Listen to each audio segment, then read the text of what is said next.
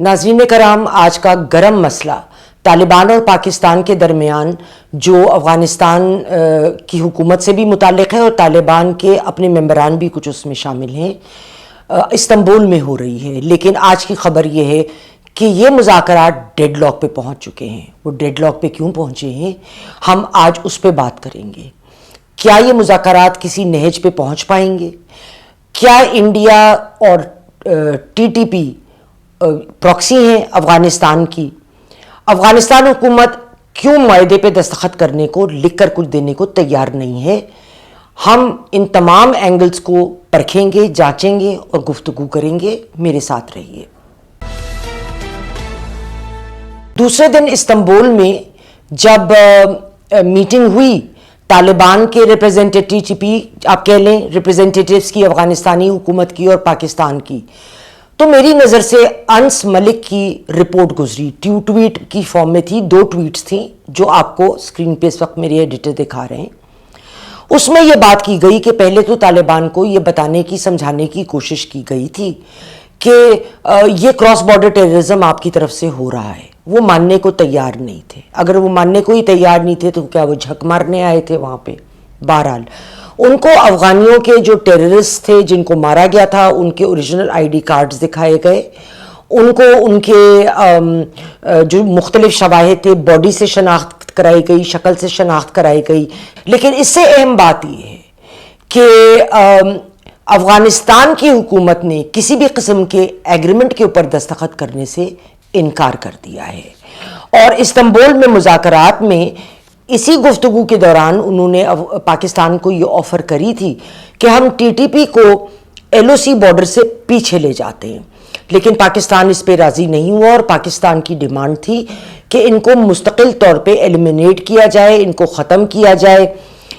Defence minister جو ہمارے ہیں خواجہ آصف، انہوں نے ایک بہت سخت فیصلہ سنایا کہ اگر مذاکرات کامیاب نہیں ہوئے تو کھلی جنگ ہوگی۔ پاکستان بار بار کہتا رہا ہے کہ انڈیا افغانستان کو اور اس کی سرزمین کو پراکسی کے طور پہ یوز کر رہا ہے۔ پاکستان نے بہت دفعہ ایسے شواہد بھی پیش کیے ہیں جہاں پہ ٹی ٹی پی کو انڈیا فنڈ بھی کرتا رہا ہے، لیکن ظاہر ہے ہر دفعہ افغانستان اور انڈیا اس بات سے انکاری ہو گئے ہیں۔ مگر اب یہ واضح ہے کہ پاکستان نو نانسنس پالیسی کے تحت کام کر رہا ہے۔ اس نے افغانستان کے ریفیوجیز جو یہاں آ کر ہمارے گھر والے بن کر بیٹھ گئے تھے، ان کو بھی تیسری ٹرانچ شروع ہو گئی ہے، ان کو واپس بھیج رہے ہیں، اور یہ صحیح بات بھی ہے۔ کم از کم یہ معاملات سٹریم لائن ہو رہے ہیں۔ جب تک ہم نے ان کو ریفیوجیز کو واپس نہیں بھیجا ہے، اور یہ بات میں پہلے اخبارات میں میرے ہر ہفتے کالم لگتے تھے مختلف اخبارات میں، اور میں ہمیشہ 20 سال سے کہہ رہی ہوں کہ افغانی ریفیوجیز کو واپس بھیجا جائے، لیکن اس وقت ہم گڈ طالبان اور بیڈ طالبان کھیل رہے تھے۔ اب آ کر اسٹیٹ کو بھی، اسٹیبلشمنٹ کو بھی عقل آ گئی ہے کہ جب تک ان لوگوں کو نہیں نکالیں گے گھر کا گند صاف نہیں ہوگا۔ آپ دیوار پینٹ کر لیں، جو گند پڑا ہے نا وہ صاف نہیں ہو رہا، کوڑا نہیں نکل رہا۔ معذرت کے ساتھ میں یہ الفاظ استعمال کر رہی ہوں، لیکن ان لوگوں کی موجودگی پاکستان کی معیشت اور پاکستان کی سیکیورٹی کے لیے پہلے دن سے خطرہ رہی ہے۔ اب بغیر ویزے کے نہ وہ نہ کوئی اور پاکستان میں آ سکتا ہے، اور یہ درست بھی ہے۔ یہاں کوئی یورپین یونین تو نہیں بنی ہوئی کہ افغانی جو ہیں وہ بغیر ویزا، بغیر پاسپورٹ کے منہ اٹھائے چلے آ رہے ہیں۔ اب کیا یہ مذاکرات جو چل رہے ہیں کامیاب ہوں گے؟ میں نے پہلے دن سے ہی میرا یہ ماننا ہے، میں نے اپنے پچھلے ہفتے کے ولاگ میں یہ بات کری تھی کہ مجھے نہیں لگتا یہ کامیاب ہوں گے، کیونکہ افغانستان کی بے شک قطر اور ترکی نے ذمہ داری لی ہے کہ ہم ان کی موومنٹس پہ اور یہ کہ جو وعدے یہ کریں گے ہم اس پہ بہت کڑی اور قریبی نظر رکھیں گے۔ سوال تو یہ ہے کہ قریبی نظر آپ بے شک رکھ لیں، قریبی نظر تو ٹرمپ نے بھی رکھی تھی جب اسرائیل اور حماس کے درمیان فیصلہ ہوا تھا، مگر جنگی قیدیوں کے تبادلے کے ساتھ ہی وہ فائرنگ اور وہ سارا کچھ تو دوبارہ شروع ہو گیا۔ تو جب 2 فریق ایک پیکٹ میں ہوتے ہیں تو جو زیادتی کر رہا ہوتا ہے فریق، اس کے لیے یہ بے انتہا امپورٹنٹ ہے کہ وہ مسئلے کو سمجھے۔ پہلے تو لوگ پرابلم کو لے کر ایک پیج پر ہوں، اور ایک پیج پر ہونے کے بعد ان کو یہ سمجھنا بھی ضروری ہے کہ ہم نے یہ کام نہیں کرنا ہے۔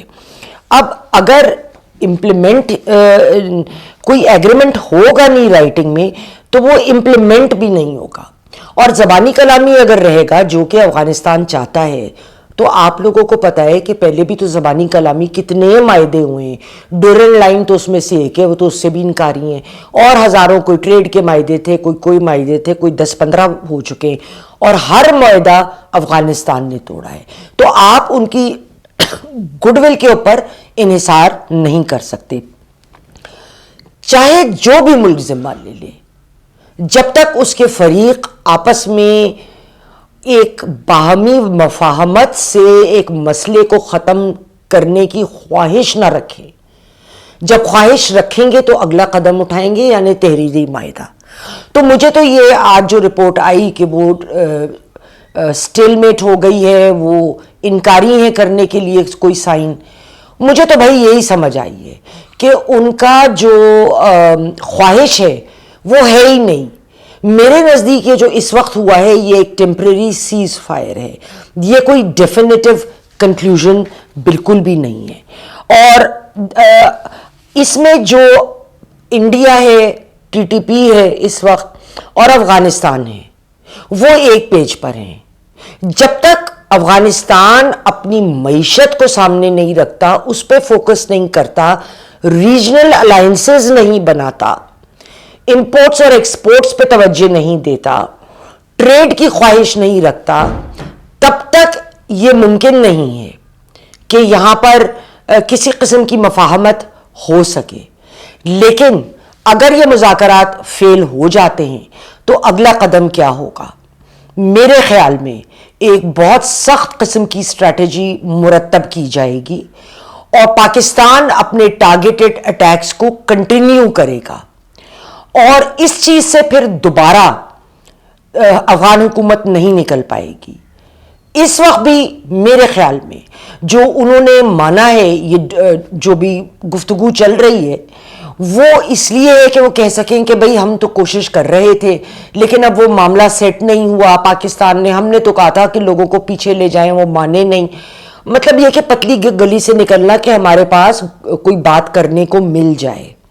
لیکن اس وقت فوج کے سر پہ کوئی دوسرا جنرل نہیں ہے, عاصم منیر ہیں, اور ان کی پالیسی چاہے وہ ٹی ٹی پی کی حکومت ہو, چاہے وہ کسی شخص کی ہو جس نے پاکستان کے اندر قوانین کو توڑا ہو, چاہے ٹی ایل پی کی ہو, ان کا موقف بڑا واضح ہے. جو بھی اینٹی یا ادارہ پاکستان کو نقصان پہنچائے گا اس کا خود نقصان ہوگا.